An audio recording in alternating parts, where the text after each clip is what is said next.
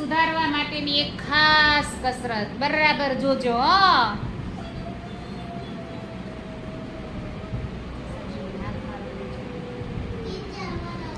ચાલો 5 વાર આ આંગળીને ફેરવવાની, પછી ચોંટાડી દેવાની. હવે બીજી આંગળીનો વારો.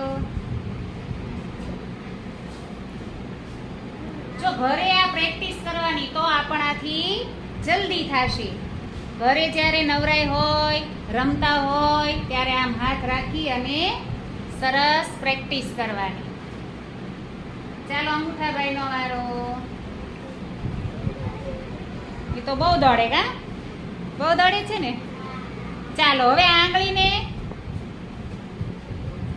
બીજી આંગળીને, એક આંગળીને જ. હવે આ આંગળીનો વારો. ત્રીજી આંગળીનો વારો.